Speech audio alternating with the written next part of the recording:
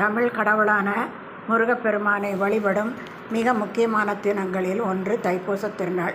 தை மாதத்தில் பூச நட்சத்திரமும் பௌர்ணமியும் இணைந்து வரும் நாளை தைப்பூசத் திருநாளாக கொண்டாடுகிறோம். இந்த நன்னாளில் முருகப்பெருமானை போற்றி வழிபட்டால்